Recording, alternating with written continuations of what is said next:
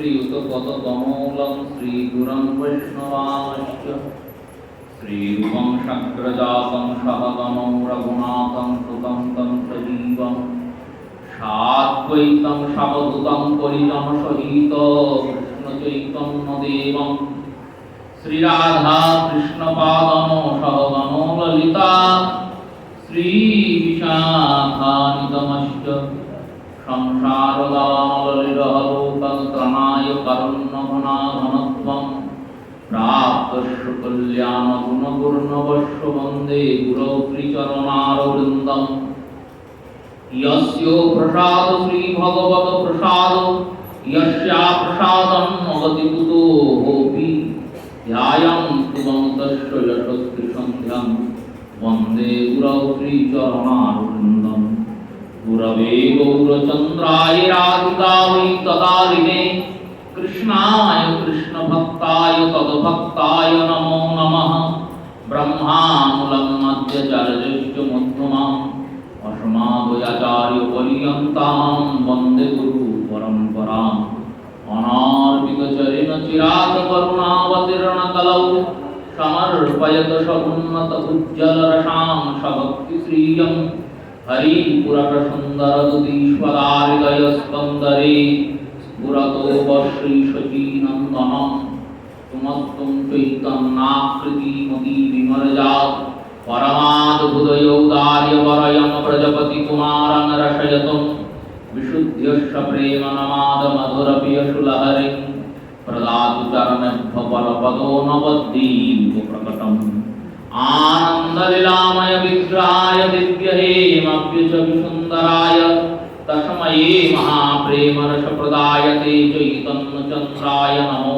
नमस्ते नमस्ते श्रीकालसत्याय जगन्नाथसुताय च सभृत्याय सपुत्राय सकलत्रयते नमो नमः ॐ वराभिराभिरामं मृगमदतिलकं कुन्दलाकान्तगण्डं गञ्जां शङ्कुम्भकण्ठं स्मितशुभतमुखं साधरण्यस्तवेणुं श्यामं शान्तं त्रिभङ्गं रविकरवसनभूषितं वैजयन्त्या वन्दे वृन्दावनो युवतिश्च शतावृतो नमो ब्रह्मगोपालवेशं नमो नलिननेत्राय वेणुवाद्यविनोदिने श्रीराधाय धरसुधापानशालिने वनमालिने नमो पंकजनेत्राय नमो पंकजमालिने नमो पंकजनाभाय गोविन्दाय नमो नमः रासरसविग्रहमराधिका ललितपरिवेष्टितौ माधवपण्डित प्राणवल्लभराधाकान्त सदा भजेमः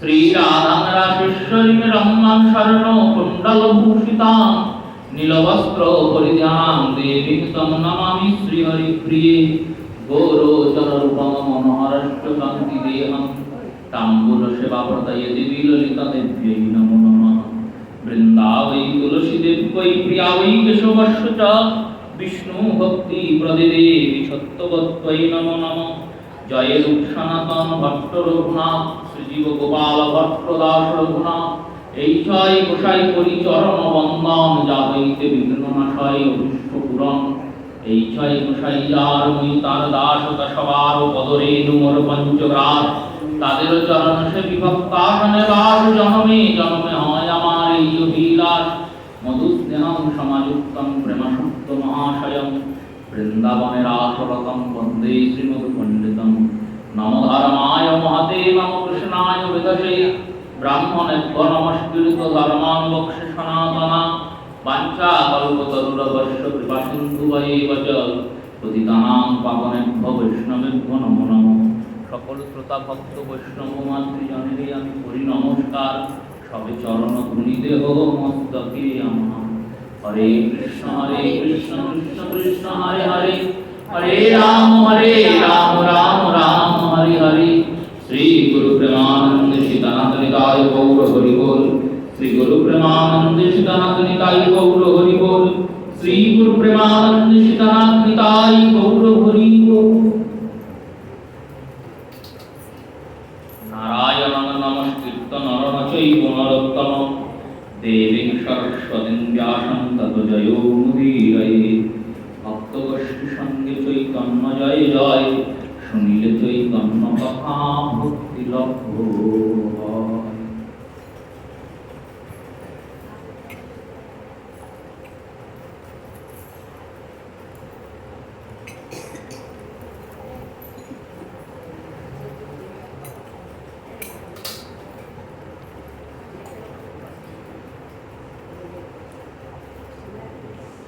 অকস্মাৎ অদ্ভুত বনমিভীত প্লবিত ভূতম ভূত মহাপ্রেম সন্তোষধে কিমপি বসন্যারিখিলম অকস্মাৎ দৃষ্টং শ্রুতচর রধিকার বয়চ ভূমিত চৎকারঃ কৃষ্ণে কনকরুচির অঙ্গো হরতিঃ।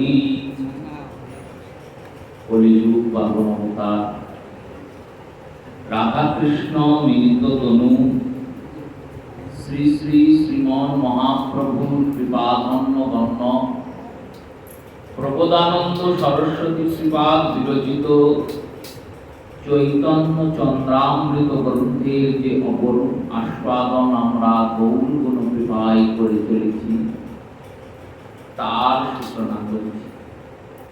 শ্লোকে শ্রীপাদ বললেন, স্বর্ণকান্তি গৌরাঙ্গের আবির্ভাবে মহাপ্রেমসাগরে এক অপূর্ব রসবন্যা আসিয়া অখিল ভুবনকে সর্বতভাবে আকস্মাৎ প্লাবিত করিল। অশ্রুত্য দৃষ্টিরচ প্রেমবিকারে সহসা জগতের সকল জন অলঙ্কৃত হইয়া চমৎকৃত হইয়া গেলেন।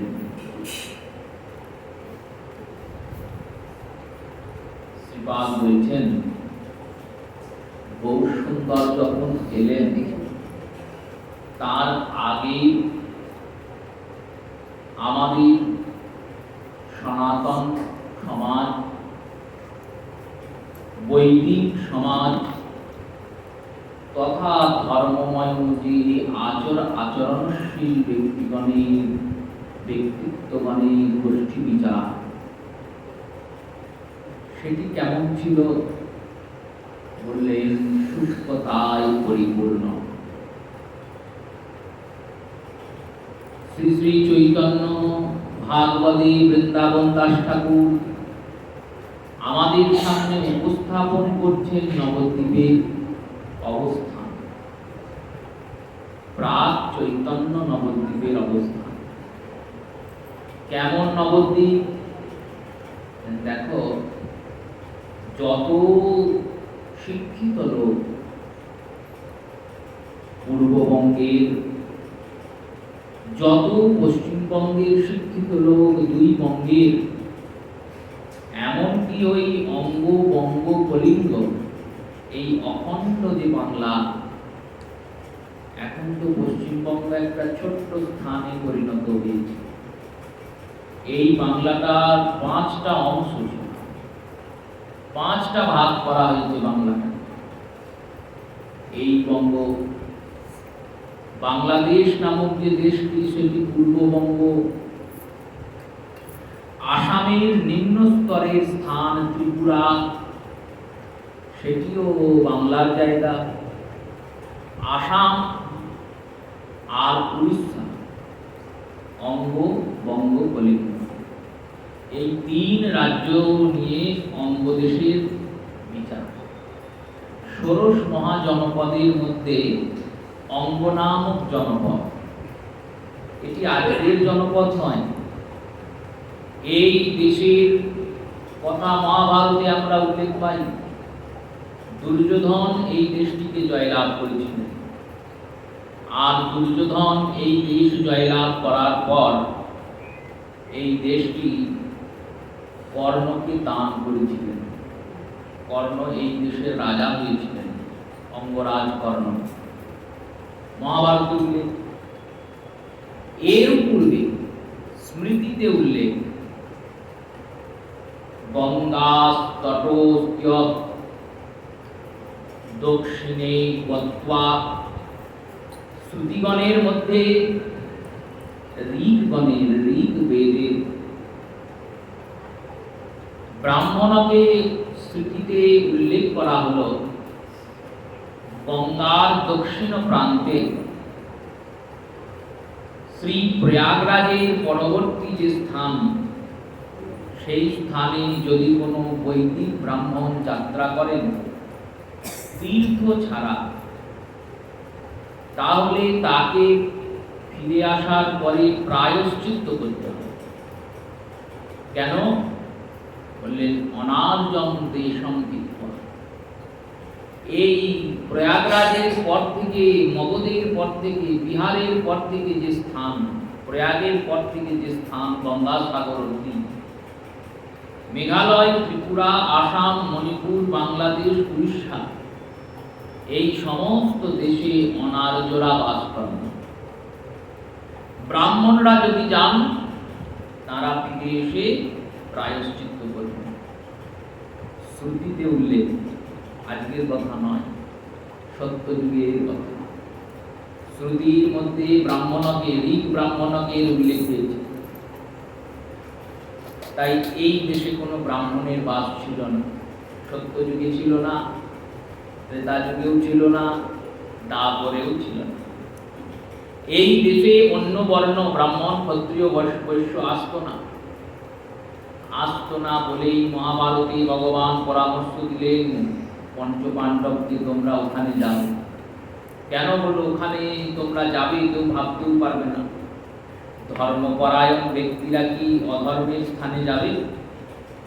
আর অধর্মের স্থানে তোমরা যাবে, কেউ চিন্তা করতে পারবে না। অতএব সহজেই তোমরা অজ্ঞাত পরিচয়ে থাকতে পারবে। আরেকটি কারণ, কি কারণ না, এই দেশে যে অনার্যগণ ছিলেন, তারা অখাদ্য সেবনকারী, তারা মৎস্য ও মাংসের ভক্ষণকারী, মদিরার সেবনকারী, অনার্য। বেদ মানে না, অনার্য। যারা বেদ মানে না তারাই তো অনার্য।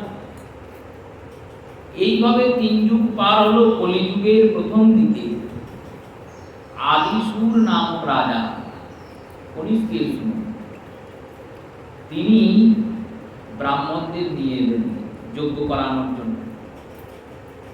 আর যজ্ঞ করানোর জন্য যখন নিয়ে এলেন, নিয়ে এসে যজ্ঞ করালেন, অর্থ আদি দান করলেন। কোন কোন স্থান থেকে ব্রাহ্মণদের এনেছেন? অবধিষ্ঠ মৈথিলীয়ত্যা দক্ষিণে কান্নকুব্জং তথা। অবধার অযোধ্যের ব্রাহ্মণ অযোধ্যার, কাশ্মীরম পঞ্চ ব্রাহ্মণ আগতেন তত্র। 5 জায়গা থেকে ব্রাহ্মণ এসেছিল। দক্ষিণের কান্নকুব্জ নগর। এই কান্নকুব্জ নগর কোনটি? কান্নকুব্জ নগর হচ্ছে বিশাখাপত্তনম, ভাইজ্যাক। এটি কান্নকুব্জ নগর। এই কান্নকুব্জ নগর থেকে ব্রাহ্মণ আনলেন। আর বললেন, আর কাশ্মীর থেকে ব্রাহ্মণ নিয়ে এলেন। কাশ্মীরে তো এখন গেলে হিন্দুই খুঁজে পাওয়া যাবে না। কাশ্মীর নামটি কেন হয়েছে জানেন? কাশ্যপ আশ্রমম ইতি কাশ্মীরম। ঋষিবর কাশ্যপের আশ্রমটি, কাশ্যপ ঋষির আশ্রম বলে ওই স্থানের নাম কাশ্মীর।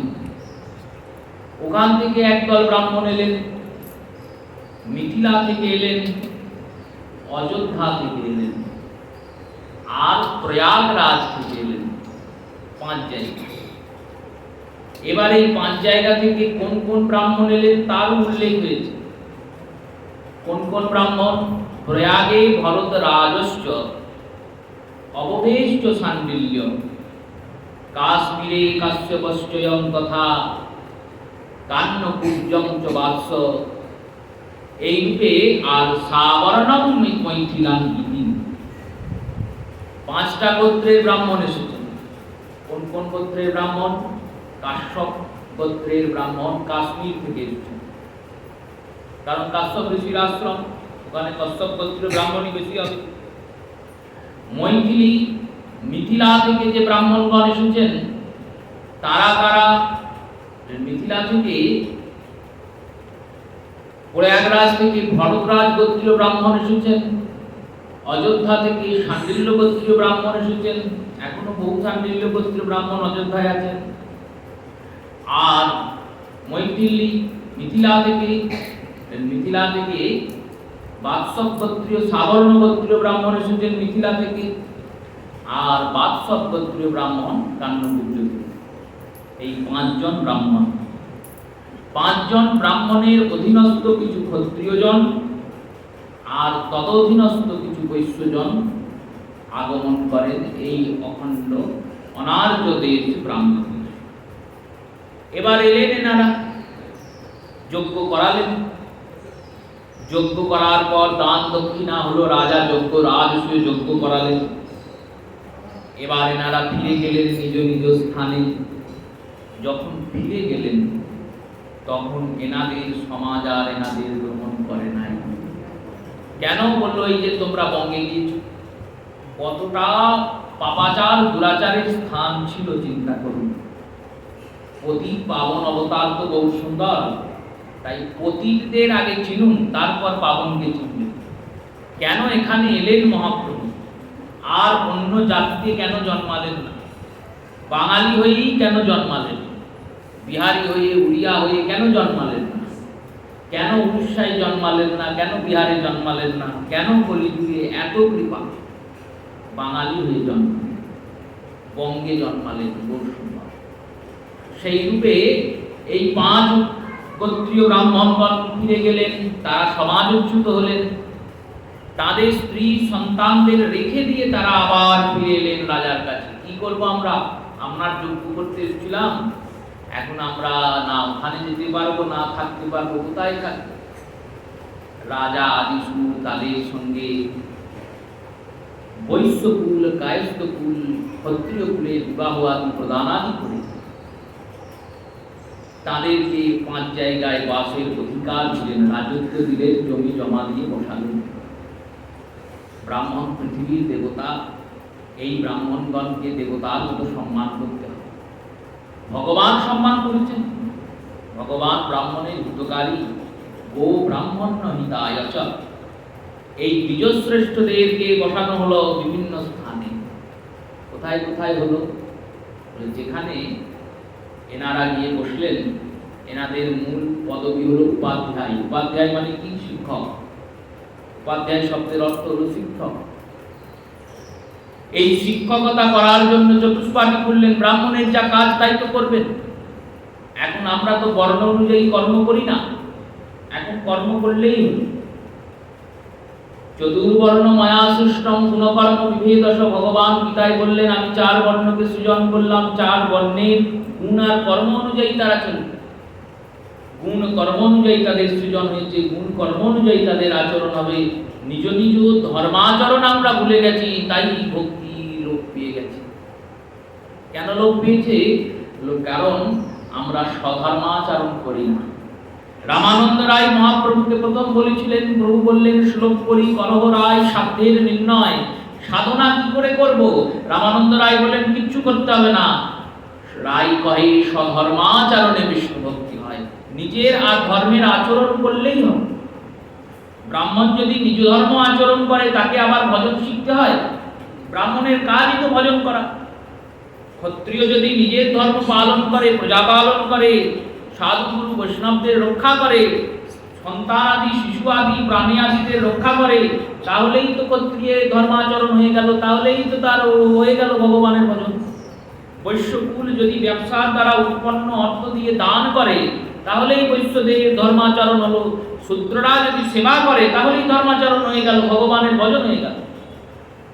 এখান থেকে আমরা সরে এসেছি, লোপ হয়ে গেছে এই বর্ণ ব্যবস্থার। বর্ণানুযায়ী কর্ম আমরা করছি না। ব্রাহ্মণ ব্যবসা করছে, বৈশ্যের ধর্ম। ক্ষত্রিয় শিক্ষকতা করছে, শিক্ষকতা ব্রাহ্মণের ধর্ম। শূদ্র মন্ত্রী হয়ে রাজত্ব করছে, তার অধীনে ব্রাহ্মণরা থাকে। কেমন অবস্থা? এই যে বর্ণ লোপ, এই যে কর্মের লোপ, এই লোপের ফল কি হচ্ছে? ভক্তির আচরণ কমে যাচ্ছে। আমরা যখন কোনো ব্যক্তি, শূদ্র ব্যক্তি, যদি কেউ কিছু নিজের বর্ণ অনুযায়ী বলছি না, একবারে সূক্ষ্ম চিন্তন করুন। কোনো শূদ্র ব্যক্তি জন্মিয়েছে শূদ্র ঘরে, এবার তিনি তার অর্থের দ্বারা বিশাল একটা স্থানে বসেছেন। বিশাল বড় ব্যক্তি, বিরাট বড় ব্যবসা।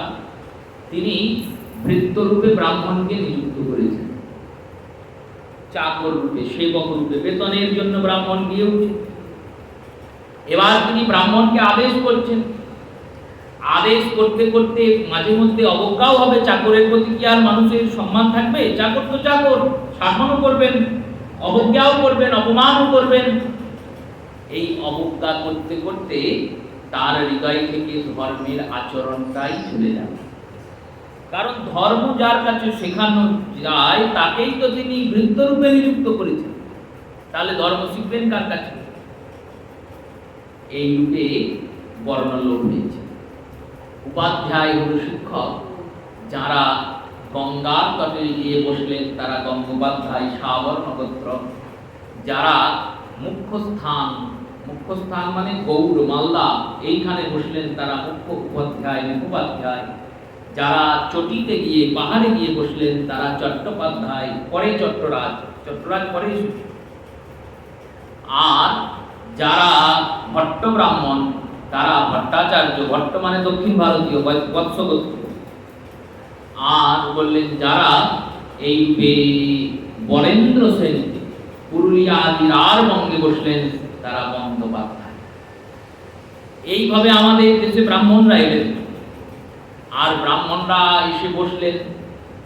এই ব্রাহ্মণদের মধ্যে কিছু জন কৃতি সন্তান বেদাদি শাস্ত্রের অধ্যয়ন করার জন্য, দৃষ্টান্ত চিন্তন করুন, এই যে হরিকথা আমরা সহজ সুলভে পাচ্ছি, গৌর সুন্দরের কৃপায়, মহাপ্রভুর কৃপাশীর্বাদে, এখানকার সেবায়িতগণদের সহযোগিতা, সেবায়িতগণরা চাইছেন বলেই তো হরিকথা প্রতিদিন হচ্ছে।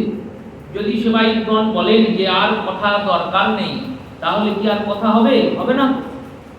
প্রতিদিন সন্ধ্যাবেলায় আমরা যে কৃষ্ণ তত্ত্ব, গৌর তত্ত্বের আলোচনা করছি, শুনছি, জানছি, ভগবত ভক্তির চেষ্টাতে রত হয়েছি, ভগবত ভক্তি প্রাপ্তির প্রচেষ্টা করছি, বা ভজন করার যে স্পৃহাটা জন্মাচ্ছে সেটা তো জন্মাবে। আমরা সহজে পাচ্ছি তো। আমরা যেমন গঙ্গার ধারে বাস করি, কিছু হলেই গরম লাগলেই যদি জল না থাকে বাড়িতে চট করে চলে যায় গঙ্গায় ডুব দিয়ে চলে আসে। আমাদের কাছে গঙ্গা সুলভ, তাই গঙ্গার মাহাত্ম্য নাই। যাদের কাছে গঙ্গা অনেক দূরে তাদের কাছে মাহাত্ম্য আছে। সেই রূপে কৃষ্ণ কথা আমরা সহজে পাচ্ছি, তাই কৃষ্ণ কথার মাহাত্ম্য নাই। যখন পাবো না তখন মাহাত্ম্য থাকবে, যখন পাবো না তখন মাহাত্ম্য থাকবে। তখন মনে হবে কোথায় গেলে পাবো। বহু শ্রীপাঠ আছে পশ্চিমবঙ্গে, শ্রীপাঠের অন্ত নাই। কাটোয়াতেই কাছে পিঠে কত শ্রীপাঠ আছে চিন্তন করুন। প্রত্যেক শ্রীপাঠে কিন্তু কৃষ্ণ কথা হয় না। শ্রীপাঠগুলি এখন মন্দির হয়ে থেকে গেছে, শুধু দর্শনের স্থান। এইভাবে গৌরসুন্দর শ্রীপাঠ নির্মাণ করাননি, করিয়েছেন কেমন? বললেন একটি গ্রামে গিয়ে যদি এক বৈষ্ণব বসে, সে সকাল সন্ধ্যা হরিনাম করবে। শ্রীপাঠের নাম হয় না, প্রত্যেক শ্রীপাঠের নাম হয় না। কে করবে? কেউ না করুক, তুমি করো, প্রভুকে শোনাও। তুমি শুধু প্রভুর সেবা করলেই হবে, প্রভুকে খাওয়ালেই হবে? প্রভুকে একটু নামও তো শোনাতে হবে। একটা করতাল নিয়ে বসে নাম করো, দেখবে করতে করতে 10টা লোক আসতে বাধ্য। কিন্তু আমরা করি না। বৎসরান্তে একটা আড্ডা উৎসব হলো, সে তো হলো পুড়িয়ে গেল। গ্রামের লোক কি শিখলো? সব জায়গায় যাবেন দেখবেন গ্রামে এই দেহটা অনেক ভরে তো দেখতে পাওয়া যায়। গ্রামে উৎসব হচ্ছে, উৎসবে যারা রান্না করছে, যারা পরিবেশন করছে, যারা আসছে, কারোর মধ্যে সদাচার নাই। অর্ধেকের তো দীক্ষাই হয়নি, অর্ধেকের দীক্ষা হয়নি, অর্ধেকে তো পোশাকও ঠিক পরেনি, লুঙ্গি পরে চলে এসেছে, দিয়ে ভোগের খিচুড়ি খেলছে, হরিনামে যাচ্ছে মতে। কেন? যারা শেখাবে তারাই তো শেখায় না, চুপচাপ বসে থাকে, শেখাবে কি? এইরকম অবস্থান চৈতন্য মহাপ্রভু আসার আগেও হয়েছিল। এর থেকেও খারাপ অবস্থা। নবদ্বীপে পণ্ডিতের অন্ত নাই, সবাই পণ্ডিত, সবাই নিজের নিজের টোলে সকাল সন্ধ্যা পড়াচ্ছেন। কি পড়াচ্ছেন? ইতিহাস, ভূগোল, বিজ্ঞান এগুলো পড়াচ্ছেন না, ভাগবত পড়াচ্ছেন, বিষ্ণু পুরাণ পড়ানো হচ্ছে, বেদ শাস্ত্র, এই ধর্মশাস্ত্রেরই অধ্যয়ন হচ্ছে সর্বত্র। ব্যাকরণ আদি শাস্ত্র, প্রত্যেক ব্যাকরণ ধর্ম থেকে উৎপন্ন। সর্বপ্রথম যে ব্যাকরণ উৎপন্ন হয়েছে, মহাদেব উৎপন্ন করেছেন, সেই ব্যাকরণের নাম রুদ্র ব্যাকরণ। এরপরে যে ব্যাকরণ বশিষ্ঠ উৎপন্ন করেছেন তার নাম মুগ্ধ বোধম ব্যাকরণ। এই সমস্ত ব্যাকরণ পড়ানো হচ্ছে, এগুলো সব শাস্ত্রের কথা। ছটা যে দর্শন ভারতের, তার মধ্যে একটি দর্শন ব্যাকরণ পড়ানো হচ্ছে, কিন্তু হৃদয়ে ভক্তি নাই। সবাই পড়ছেন, সবাই বিদ্বান, শিক্ষিত, কিন্তু গৌরহরির ভক্তি নাই, গোবিন্দের ভক্তি নাই। এবং মহানন্দে দিন চলছে, কারোর মনে দুঃখ নাই যে কৃষ্ণ ভক্তি করে না, একজনের মনে দুঃখ হয়েছে। সেই একজনকে, সেই একজন হলেন আমার দয়াল ঠাকুর সীতানাথ। এনার মনে খুব দুঃখ, দিন রাত ভাবেন মানুষগুলো এইভাবে চলে যাচ্ছে, এইভাবে কলিকাল এদের গ্রাস করছে। কেউ একবার কৃষ্ণ বলে না, কেউ বলে না, তো এই কেউ বলে না, বলে না তো বলে না, তবুও দুঃখ। বললে তো এদেরই উপকার হতো। এই পরোপকার ধর্ম বৈষ্ণবের মূল সিদ্ধান্ত। বৈষ্ণব কখনো নিজে নিজে শুধুমাত্র ভজন করব এই চিন্তন বৈষ্ণবের নয়। সে তো স্বার্থবাদী, যে কৃষ্ণ ভজন করছে তিনি কৃষ্ণ ভজনের প্রচার করে, আচার করে, যে সে না করে প্রচার। এই কারণে অদ্বৈত প্রভু আচার্য।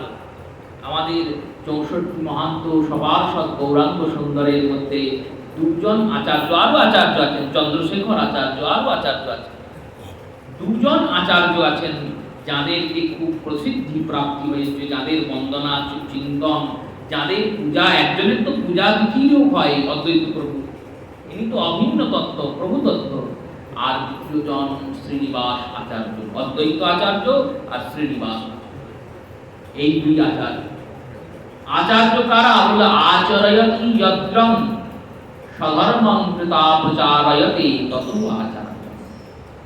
ভক্তি রত্না করে, এরই সুন্দর বাংলা পয়ার লিখছেন, আর পয়ারে বলছেন আচার করে যে সে না করে প্রচার, আর প্রচার করে যে সে না করে আচার। ভালো করে বুঝুন, আচার যে করে, আচরণ যে করে, সে প্রচার করে না। ভগবানের ভজন, ভগবানকে চিন্তন, ভগবানের স্মরণ, এগুলি খুব গুপ্ত বিধি। এই বিধিগুলি প্রচার করতে নাই। প্রচার করলে কি হয়? বললো প্রচার করলে শেষ হয়ে যায়, প্রচার করলে শেষ হয়ে যায়। তাই আচার করে যে সে না করে প্রচার, আর প্রচার করে যে সে না করে আচার। বেশি প্রচার যে করছে জানবেন সে হয়তো আচারই করে না, গিয়ে দেখবেন আচরণ। প্রচার তো খুব করছে কিন্তু আচরণ ঠিক না। এবার আচার্যের বর্ণনা দিয়ে বললেন আচার প্রচার এই দুই করেন যিনি কার্য, যিনি আচরণ করেন আর তার যথাযথ প্রচারও করেন, জগতে বিদিত হন তিনি আচার্য। এই শ্রী অদ্বৈত আচার্য প্রভু দয়াময় সীতানাথ, ইনি ভক্তির আচার্য। কেমন করে গৌর ভক্তি করতে হয় সেটি অদ্বৈত প্রভু শিখিয়েছেন। প্রভু দেখছেন সবাই কৃষ্ণ ভজন কেউ করে না, ধন যশ সুখে দিন রাত পার করে।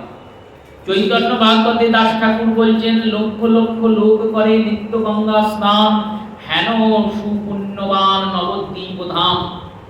লক্ষ লক্ষ লাখ লোক প্রতিদিন গঙ্গায় স্নান করে, সেই রকম পুণ্যবন্ত স্নান ধাম হলো নবদ্বীপ। রাত্রি জাগরণ করে তারা চণ্ডীর পূজনে, বিড়ালের বিবাহ দেয় মহোৎসব দিন। কি কি করে জানো নবদ্বীপের লোক? চণ্ডী পূজা করে, কালী পুজো করে, দিয়ে ঢাক ঢোল বাজিয়ে রাত জাগে। হরিবাসরে রাত্রি কেউ জাগে না, ভগবানের নামে কেউ রাত্রি জাগে না। চণ্ডী পূজা করে, কালী পূজা করে। কালী পূজা করা কি খারাপ? বললো না, খারাপ নয়। কেন খারাপ? মা কালিকা স্বয়ং ভগবানেরই শক্তি স্বরূপা। শ্রীমতী রাধারানী যেমন অন্তরঙ্গা শক্তি, শ্রী মহামায়া যোগমায়া যাই বলুন না কেন ইনি বহিরঙ্গা শক্তি। এই মায়া শক্তি ভগবানেরই শক্তি, ভগবানেরই অঙ্গাঙ্গিক রূপ। ভগবানের অঙ্গাঙ্গিক রূপে পূজা করা খারাপ নয়, কিন্তু ভগবানের পূজা না করে ভগবানের অঙ্গ শক্তির পূজা করা অবশ্যই কদর্য অপরাধ। কেমন অপরাধ? বললেন মাসিমা, কাকিমা, জেঠিমা সবাইকে তুমি প্রণাম করলে, কিন্তু নিজের মাকে প্রণাম করলেন না, কাজটা ঠিক হবে? সবাইকে প্রণাম করলে তারপরে তো নিজের মাকেও করতে হবে, বা সবার আগে নিজের মাকে করতে হবে, তারপর সবাইকে করতে হবে। সেই রূপে তুমি কালী, দুর্গা, শিব সবার পূজা করলে, কিন্তু আসল যিনি তত্ত্ব সেই দেবানাম অচ্যুতম তথা ভগবান শ্রীহরির তুমি পূজন করলে না, কাজটা ওই রকমই হলো, একই হলো। সবাইকে সম্মান করবে, সবাইকে প্রণাম করবে, কিন্তু ভক্তিটা আমার গৌর গোবিন্দের করবে। আচার্য প্রভু দেখছেন এসব কেউ করে না, আর কি করে? লোকাচারে পুজো করে। বৃষ্টি হচ্ছে না বলে বিড়ালের দিয়ে দেয়। এখনো আছে না লোকাচার? দেখবেন ভগবানের পূজাতে কি করা উচিত, কি করা উচিত নয়, আমাদের মধ্যে ৮০ জন লোক জানে না। ভগবানের সেবাতে কি কি প্রয়োজন, কিভাবে কি সেবা হয় জানে না। না জানতেই পারে, ক্ষতি নাই। কিন্তু ওই ৮০ জনই এটা জানে যে মঙ্গল চণ্ডী পূজায় কি লাগে, ষষ্ঠী পূজায় কি লাগে। এই লোকাচারগুলো নিহিত হয়ে আছে। কোন দিন কি খেতে নাই, ষষ্ঠী পূজার দিন কি পালন, বংশে কে কি পালন করেছে, কে কিভাবে মরেছে, সব তার মনে আছে, কিন্তু কৃষ্ণ সেবার বস্তু সে জানে না। এই লোকাচারের অন্ধকার অবিদ্যার হৃদয়ে ঢুকে আছে। যেমন নন্দ মহারাজের ওই গোকুলের লোকেদের মনে ঢুকেছিল ইন্দ্রের যজ্ঞ, ভগবান গিয়ে নিষ্কাশন করেছিলেন, সরিয়েছিলেন। ভগবান স্বয়ং প্রকট, তা সত্ত্বেও তারা ভগবানের পূজা না করে ইন্দ্রের পূজা করছে। কেন? বৃষ্টি হবে না, কামনা নিয়ে পূজা, মানসিক করে ঢাক ঢোল বাজায়। আর এদের মধ্যে যারা জ্ঞান তত্ত্ববিদ, কিছু জ্ঞানীজনও আছেন এনাদের মধ্যে, দেবানন্দ পণ্ডিত, চন্দ্রশেখর আচার্য, এনারা জ্ঞানী, এনারাও পড়ান। এনাদেরকে গিয়ে বললে, যদি বলা আনলেই দুধ থেকে দই বের করা যায়, সম্ভব। কিন্তু যে জানে না সে ভাববে তাই আবার হয় নাকি, দুধ আলাদা জিনিস, দই আলাদা। সেই রূপ এই ভগবান কৃষ্ণচন্দ্র হচ্ছেন পুরুষ স্বরূপ। বেদ বর্ণিত যে পুরুষ তত্ত্ব, যে ব্রহ্মতত্ত্ব, যে পরমাত্মা, এই পরমাত্মা স্বরূপ আমার গোবিন্দ। আর তন্ত্র বর্ণিত যে প্রকৃতি তত্ত্ব, যে মাতৃশক্তি তত্ত্ব, সেই সর্বেশ্বরী বিশ্বভানু কিশোরী রাধারানী। আর এই প্রকৃতি আর পুরুষের যুক্ত বিগ্রহ। যুক্ত মানে বললেন, যুক্ত মানে সন্তান নয়, কিন্তু এই দুজন এক হয়েছেন, দুটো শরীর এক হয়েছে। প্রকৃতি আর পুরুষ একাকার হয়েছে। কেমন ভাবে একাকার? বললেন, প্রকৃতির অন্তরে গিয়ে পুরুষ লুকিয়ে গেছে। বহিরঙ্গে রাধা আর অন্তরঙ্গে, বহিরঙ্গে রাধা, অন্তরঙ্গে অন্তরে আমার শ্রী গোবিন্দ। গোবিন্দ চিন্তা করেছেন আজকে আমি রাধারানী সাজবো, সেজেছেন আপাদমস্তক। যেমন যেমন রাধারানী সাজে তেমন একবারে ষোলো শৃঙ্গার করে বৃষভানু কিশোরী কুঞ্জে যাওয়ার আগে তিনি ভাবলেন আমি যাই, কুঞ্জে আমায় কেউ চিনতে পারে নাকি। এবার গিয়েছেন কুঞ্জে। কুঞ্জে গিয়ে দাঁড়িয়ে আছেন। তুমি কি বলছো? আমি তো রাধারানী, তুমি চিনলে কি করে? দেখুন, আপনি যদি রাধারানী হতেন আমাদের অন্তঃকরণে আমরা আগেই বুঝতে পারতাম। কি করে বুঝতে পারতে? প্রভু, তুমি বলিকে ছলনা করতে গিয়েছি, বলি তোমায় চিনতে পারে নাই। বলির যত সভাতে যারা যারা বসেছিল কেউ চিনতে পারেনি, কিন্তু ভজন প্রতাপে শুক্রাচার্য চিনতে পেরেছিল। সাবধান করেছিল বলিকে একে দিও না। তারপরের বৃত্তান্ত আমরা জানি। শুক্রাচার্যের যা ভজন, সেই ভজনকে যদি কোটি গুণ বাড়ানো, সেই কোটি গুণ বাড়ানো হলেও গোপীগণার নখের ধুলির যোগ্যও হবে না, গোপীদের নখের ধুলির যোগ্যও হবে না। তাই উনি যদি চিনতে পারেন, আমরা পারবো না? আমরা তো তোমার দাসী, শ্রীমতীর দাসী, যুগল চরণ বিলাসী, তাই চিনতে পেরেছি। আর একটা কারণে চিনতে পেরেছি, জানো শ্যাম? কি কারণ? তুমি বসে বসে দেখছো কে তোমায় আসবে আর প্রণাম করবে। কে আসবে আর প্রণাম করবে, তারপর তুমি আশীর্বাদ করবে, তারপর তুমি তাকে কৃপা করবে। এটা তোমার স্বভাব। আর অপার কৃপাময়ী করুণাময়ী স্বভাব কেমন জানো? কেমন স্বভাব না, শ্রীমতীকে যখনই আমরা এসে প্রণাম করতে যাই, শ্রীমতী আমাদের হাত দুটি ধরেন আর ধরে আমাদের আলিঙ্গন দান করেন। শ্রীমতী করুণাময়ী, তাকে কিছু করতে হয় না, না করলেই তিনি দেন। না চাইতে যিনি দেন তিনি রাধা, যিনি চাইতে দেন তিনি গোবিন্দ, না চাইতে যিনি দেন তিনি রাধা। এই অপার করুণা ঘন বিগ্রহ শ্রীমতী রাধা রানী, তার মতো সাজা যাবে মনটা তুমি কোথায় পাবে? চিন্তা করলেন, তাই তো মনটা পাবো কোথায়? তাই মনটাকেও নিতে হবে। মনের কোনটাকে নিতে হবে? বললেন মনের মধ্যে যে কৃষ্ণ প্রেম ভান্ডারটা আছে, ওই ভান্ডারটা নিতে হবে। তাই রাধা ভাব কান্তি ধরি, রাধা প্রেমা গুরু করি, নদিয়াতে হই মুকুদয়। ওই রাধার প্রেমটি নিয়ে গৌর সুন্দর এসেছেন। কি করছেন?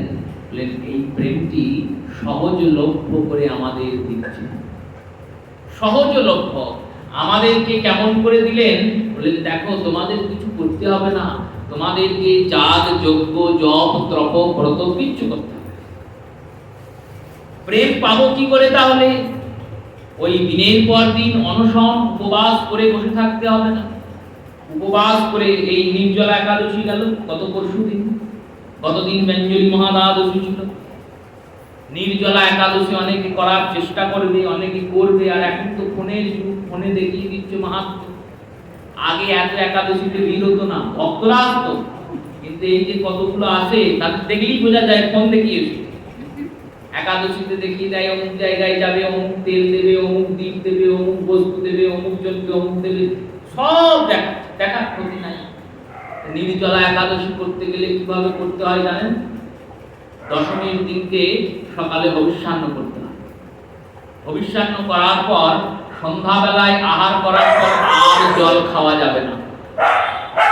সন্ধ্যাবেলায় আহার করার পর আর জল খাওয়া যাবে না, দাঁত মাজা যাবে না, ওই থাকতে হবে। পরের দিন একাদশী পার করতে হবে। আর শুধু জল না খেয়ে বসে থাকলাম আর চুপচাপ শুয়ে থাকলাম, ওর নাম একাদশী নয়। তারপরের দিন আবার প্রচার করলাম আমি নির্জলা করেছি, আমি নির্জলা করেছি, সব জলে চলে গেল তোমার। তুমি যদি নিজ ভজন প্রচার করো, প্রচার করা মাত্রেই ভজনের নাশ হয়ে যায়। আপন ভজন কথা না কহিও যথা তথা, কহিলেই সব যায় নাশ। খট্টাঙ্গ রাজা গিয়েছেন ইন্দ্রের সভায়, ইন্দ্রের সভাতে পুণ্য বলে গিয়ে উপস্থিত হয়েছেন। ব্রহ্মা বলেছেন, শোনো ইন্দ্র, এই রাজা এত পুণ্য করেছে, তোমার সিংহাসনের অর্ধেক জায়গা ওকে দিতে হবে। ইন্দ্র দেখছেন, ভালো তো, আমি এত কষ্ট করে রাজা হয়েছি আর আমার সিংহাসনে এসে বসবে পুণ্যের বলে, কি করা যায়? বসিয়ে দিয়েছেন ব্রহ্মা, সেখানে কিছু বলারও নাই। পুণ্যের প্রতাপে, যজ্ঞের প্রতাপে, দানের প্রতাপে রাজা ওখানে গিয়েছে। ইন্দ্র দেখলেন একে সিংহাসন থেকে ফেলতে হবে। রাজাকে খুব তারে তোষক বাক্য করতে লাগলেন, তুষ্ট বাক্য প্রলেপ দিতে লাগলেন স্নেহের। রাজাকে বললেন, আপনার মতো মহাভাগ্যবান মহাপুণ্যবান কেউ নাই। আরে আপনার মতো দানি না ভূতম না ভবিষ্যতি, না ভূতকালে হয়েছে না ভবিষ্যৎকালে হবে। আপনি কি কি দান করেছেন? এই যেই বলেছেন না, অমনি রাজা বলতে শুরু করেছে। আমাদেরকে যদি কেউ বলে যে সারা জীবনে আপনি কি কি পাপ করেছেন বলুন, আমরা বলবো? আর যদি বলেন কত নাম করা হয়, সঙ্গে সঙ্গে বলবো এই এত নাম করি, এত ভজন করি, এই করি ওই করি, বলতে লাগতো। কেন? বললো পুণ্যের কথা বলতে ভালো লাগে, তাহলে প্রশংসা পাবো। আর যদি পাপের কথা বলি তাহলে তো নিন্দা করবে লোকে, তাই পাপের কথা কেউ বলি না, পুণ্যের কথা। আমি বিরাট পুণ্যাত্মা, আমি কোনো পাপ করি না, এই চিন্তন আমরা দিন রাত করছি। রাজা নিজের মুখে নিজের পুণ্যগুলো বলছেন, আর বলছেন যত তত রাজার সিংহাসনটা ধসে যাচ্ছে। রাজা বলছেন এ কি হলো? বলো দেখো, নিজের পুণ্যের কথা বলা মাত্রেই পুণ্য ফল নাশ হয়ে যায়। তুমি যা যা পুণ্য করে এখানে পৌঁছিয়েছিলে সব বলেছো, আর বলে সব শেষ, এবার যাও স্বর্গ থেকে, এবার স্বর্গ থেকে বিদায় হও। সেই রূপে নিজ পুণ্য বল নিজ ভজন কথা, না কহিল যথা কথা, কহিলেই সব যায়। কিছু করতে হবে না কলিযুগে, ভজন সাধন, ভজন একটাই, সাধন একটাই, শুধু শ্রী গৌরাঙ্গের চরণ।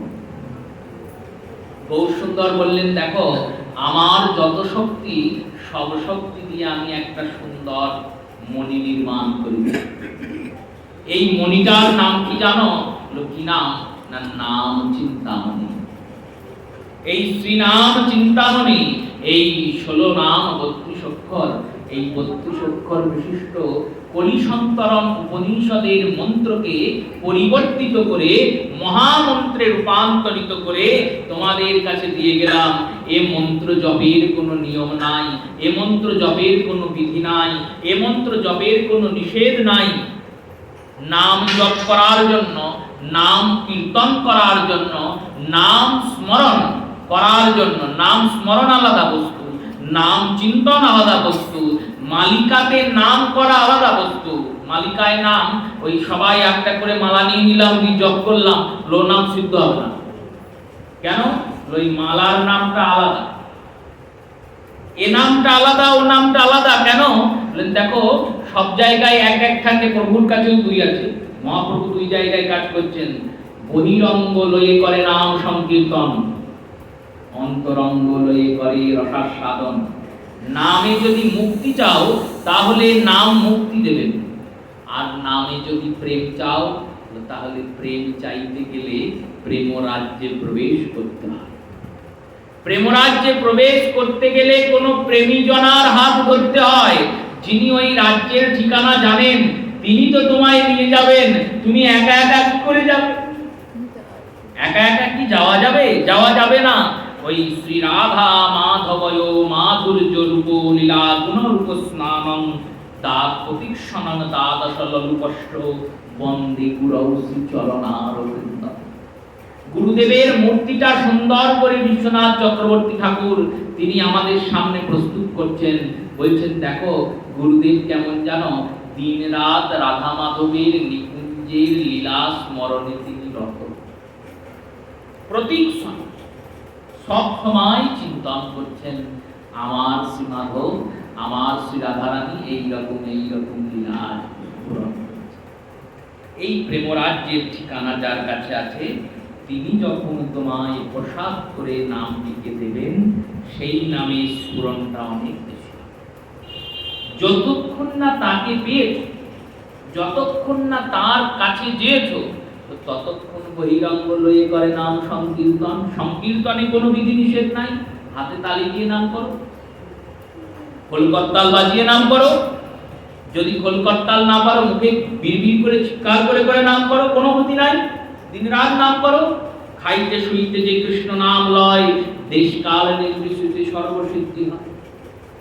এই নামমালিকা রাসস্থলী স্বরূপা স্বয়ং যুগল কিশোর এর মধ্যে অবস্থান করছেন। স্বয়ং শ্রীমতী রাধারানী অষ্টসখী সহিত সমস্ত রাস মণ্ডল এই নামের মধ্যে আছে। বিগ্রহ সেবায় যেমন সবার অধিকার নাই, সবার সব সময় অধিকার নাই। ব্রাহ্মণ সন্তান দীক্ষিত আহার শুদ্ধ তার সব সময় নাই। স্নান করতে হবে, তিলকবন্দি গ্রহণ করতে হবে, তবে তো বিগ্রহ সেবা করবে। তেমনি এই নাম বিগ্রহের সেবা। এই মালাতে যে জপ চলছে, এটা নাম বিগ্রহের সেবা চলছে। সবাই নিলাম আর করতে লাগলাম আর যেতে লাগলাম, ওটা হয় না, শাস্ত্র বিরুদ্ধ কর্ম। এই ভজন প্রণালী তো আমাদের আজকের নয়। গৌর সুন্দর আমাদের কৃপা করে আজকে দিয়ে যাননি। ওই প্রভুর যারা পরিকর, তারাই তো শ্রীপাদের বংশে আছেন, সেবাই রূপে বংশধর রূপে। এখান থেকে ওখান থেকে তুলে আসিনি আমরা, গৌর সুন্দরের কৃপাতে। গৌর আমাদের, আমাদের কেমন? আমাদের আমাদের আমাদের গোড়া। গৌর সুন্দর আমাদের। এই অধিকার গৌর হরির চরণ ধরতে হয়, প্রেম ধরতে হয়। সেই প্রেম বন্যা নিয়ে গৌর সুন্দর এসেছেন বঙ্গে। প্রেমের বন্যাতে সবাইকে প্লাবিত করেছেন, আর সেই ঢেউটাকে, জোয়ারটাকে রেখে দিয়েছেন নিতাই রূপে, যিনি প্রেম বন্যায় জগৎ ভাসিয়েছেন। আগামীকাল পানিহাটি মহোৎসব, নিতাই চাঁদের অশেষ করুণার মহোৎসব। তাই চাঁদ করুণা করে দণ্ড দিচ্ছেন। দেখুন, দণ্ডের মধ্যে মানুষ কাঁদে। গৌরসুন্দরের এই শ্লোকে শ্রী প্রবোধানন্দপাদ বলছেন, অদ্ভুতং দৃষ্ট শ্রুতি বিকার চ অদ্ভুত চমৎকার। যখন মানুষের চোখ দিয়ে অশ্রুপাত হয়, এই চোখ দিয়ে অশ্রুপাত কি সুখে সহজে হয়? হয় না, দুঃখেই হয়। যখন কষ্ট পায় মানুষ তখন কাঁদে। এই জগৎ কাঁদছিল, গৌরসুন্দর এসেও কাঁদালেন। জগৎ কাঁদছিল কেন? দুঃখে কাঁদছিল। আর প্রভু এসে কেমন কাঁদালেন? কৃষ্ণ প্রেম সুখে কাঁদালেন। দুই কান্নার মধ্যে ভেদ নেই। এতদিন তো আমরা কাঁদছিলাম, আমাদের নাই, আমরা হারিয়ে ফেলেছি, আমরা এই কষ্ট পাচ্ছি, এই জেনে জেনে কাঁদছিলাম। আর এখন কাঁদছি কেমন? এখন আমরা কাঁদছি, গৌরাঙ্গ বলিতে হবে পুলক শরীর, হরি হরি বলে কবে নয়নে পড়িবে। এই গৌর হরি বলতে বলতে কাঁদছি, কবে প্রভু তোমায় পাবো। এই কান্নাতে, এই কাঁদাতে প্রভু এসেছেন। আর সেই প্রেমঘনের কৃপামূরতি নিতাই চাঁদ, গোপীগণের যেই প্রেম কহে ভাগবতে, সেই প্রেম পাবে যেন একলা নিত্যানন্দ। সেই প্রেম মূর্তি নিতাই চাঁদ, তিনি এসেছেন, দণ্ড দিয়েছেন রঘুনাথ দাস গোস্বামীকে। দণ্ডে মানুষ কষ্ট পায়, এ দণ্ডে কষ্ট নাই, এ দণ্ডে আনন্দ। কেমন দণ্ড? তুমি যে অপরাধ করেছো, নিতাইকে ছেড়ে গৌর ভজেছো, অপরাধ হয়েছে। সরাসরি গৌরাঙ্গ সুন্দরের চরণে যেতে গিয়েছো, এই অপরাধের ক্ষমা, অপরাধের শাস্তি পেতে হবে। কি শাস্তি প্রভু? আমার যত যত পরিকর আছে। চোরা রঘুনাথ হয়ে তুমি আজকে আমায় চুরি করে দেখছো, পিছনে লুকিয়ে লুকিয়ে চুরি করে করে দেখছো।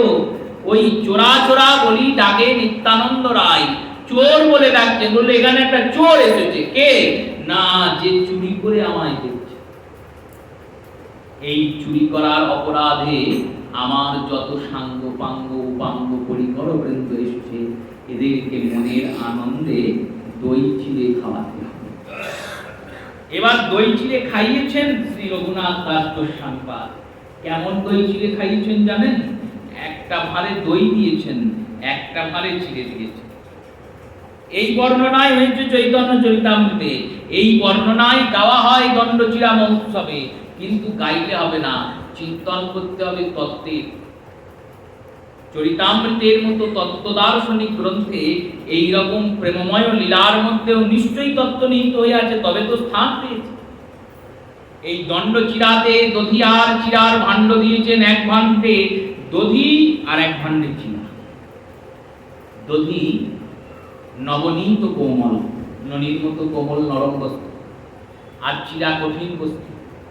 চিরার দধি যখন মিশবে তখন চিরার কাঠিন্যতা থাকবে? থাকবে না, চিরা নরম হয়ে যাবে। চিরার কি কোনো স্বাদ আছে? কোনো স্বাদ নাই। ধানের যা স্বাদ হলো স্বাদহীন, রসহীন, রসও নাই, স্বাদও নাই। কিন্তু যখন চিরাতে মিশবে, দইয়ের সঙ্গে মিশবে, তখন ওর স্বাদ অমৃত সমান। এই দধি চিরার যে ভাণ্ড, এই দুটো ভাণ্ড সবাইকে দিয়েছেন। তাতে কেন দিয়েছেন জানো? কেন দিয়েছে? দুই ভাঁড় দধি, এখানে আমাদের অন্তঃকরণের দুটি ভাঁড়। এই চিরাটি কেমন? চিরাটি আমাদের মনের মূল ভাব, স্থায়ী ভাব। আমরা বিষয়ের ওই চিরা যেমন শুকনো হয়ে আছে, আমাদের মনটাও ওই রকম শুকনো চিরার মতো খটখট করছে। প্রভু কৃপা করে কি করেছেন? প্রেমময় দধি তাতে মিশিয়ে দিয়েছেন। ওই মনি সরস হয়ে গিয়েছে, আর সরস হয়ে রসরাজ মহাভাব গৌরসুন্দরের ভক্তিতে যুক্ত। চেত দর্পণ মার্জনম ভবমহা দাবাগ্নি নির্বাপনম, সেই কৈরব চিত্ত কবিতারণম বিদ্যাবোধ জীবনম, আনন্দাম্বুবর্ধনম প্রতিপদম বিজয়তে শ্রীকৃষ্ণ সংকীর্তনম। গৌরসুন্দর বললেন, স্বয়ং নিজ মুখবাণী চৈতন্য শিক্ষাষ্টকমের প্রথম অষ্টকম, আনন্দাম্বুবর্ধনম। এই আনন্দের অম্বু, অম্বু মানে মেঘরাশি থেকে নিষ্কাশিত যে জল, যে জলধারা, যে অমৃত ধারা, এই আনন্দ অমৃত কি হবে? বর্ধনম। এই নাম করতে করতেই হৃদয়ের আনন্দ বাড়বে। তাই সেই নামে যাতে রতি হয়, নামে মতি হয়, সর্বশেষ ওই নাম আমাদের যাতে গৌর চরণে গতি করে, এই রূপবিলাস গৌরহরির চরণে জানিয়ে প্রত্যেক শ্রোতা মাতা ভক্ত বৈষ্ণব চরণে প্রণাম পূর্বক অষ্টকাল হরিকথা অবসর দিলাম। শ্রী গুরু প্রেমানন্দ শিবানন্দ নিতাই গৌর হরি বল।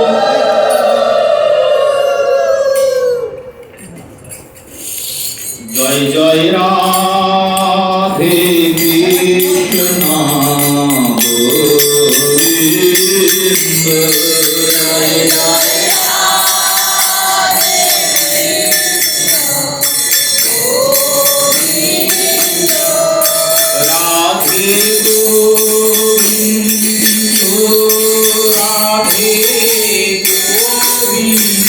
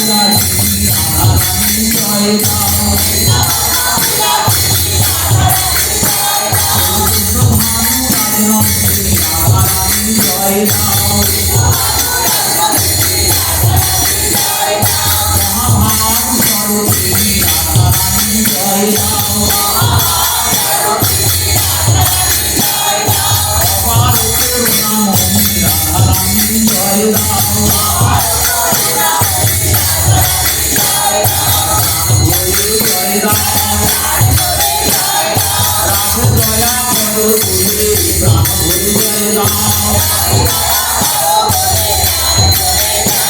তোমার গোলাম প্রাণ পরিচয় দাও